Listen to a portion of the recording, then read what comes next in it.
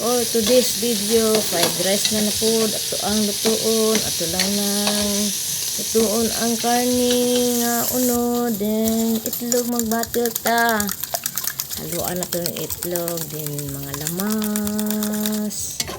Then, nag-brown na siya. Then, ipadapli na ito. Nag-ilutang na ito ng atong itlog nga gibatil.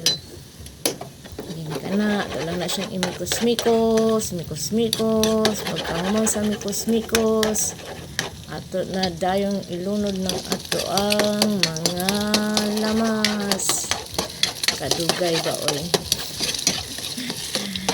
Mikos-mikos para din paghuman anak bitaw, ako nang gibutang ang mga lamas anak siya. Padaplin lang gihapon, din tangan na ito ng mga lamas, ahos. Din ang ahos, ato po nang imikos-mikos ng ahos din ha. Din paghuman sa mikos-mikos sa ahos, mag-brown-brown na, ato na po nang ilunod ng ato ang sibuyas bombay.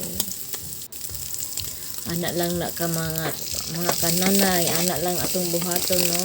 Ato ang sudan, pagpamahaw, bisag pagbit, kuan paniud to, dala na tanan.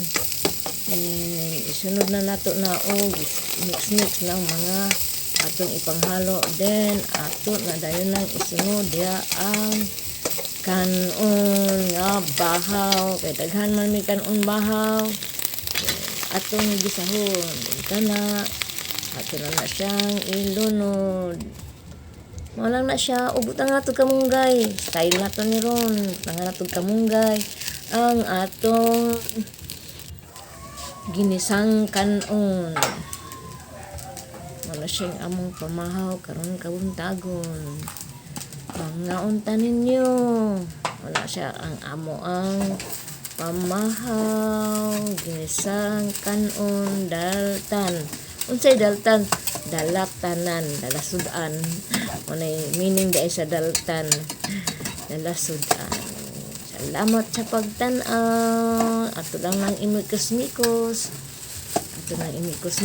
Ang ato ang kanon nga ma-mix na tanan jud, pati ang kamunggay, malunggay, unsa pay tawag ana na.